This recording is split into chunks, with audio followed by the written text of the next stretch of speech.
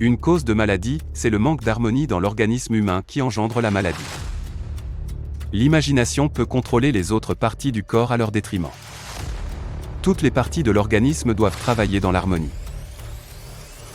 Les différentes parties du corps, surtout celles qui sont les plus éloignées du cœur, doivent bénéficier d'une bonne circulation du sang.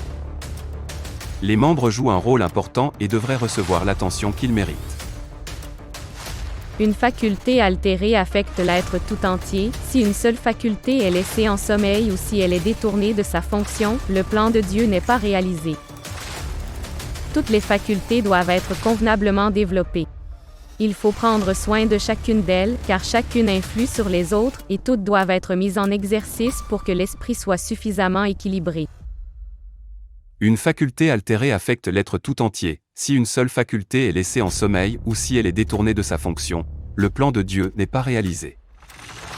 Toutes les facultés doivent être convenablement développées. Il faut prendre soin de chacune d'elles, car chacune influe sur les autres, et toutes doivent être mises en exercice pour que l'esprit soit suffisamment équilibré. Si un ou deux organes sont développés et utilisés parce que vos enfants veulent employer leur capacité d'esprit dans une direction au détriment d'autres facultés mentales, ils atteindront leur maturité avec un esprit déséquilibré et un caractère qui manqueront d'harmonie.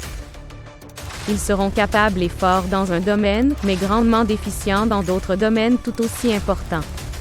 Ce ne seront pas des hommes et des femmes compétents. Leurs lacunes seront manifestes et nuiront à leur personnalité tout entière. Quand l'esprit des prédicateurs de l'Évangile, des professeurs de nos écoles et des étudiants est sans cesse en action par l'étude, les nerfs qui commandent les émotions sont sollicités alors que ceux qui commandent les mouvements sont inactifs.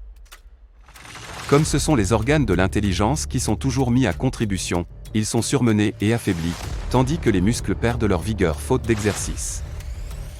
On n'a pas envie de faire travailler ces muscles en se livrant à un effort physique, parce que l'exercice semble ennuyeux.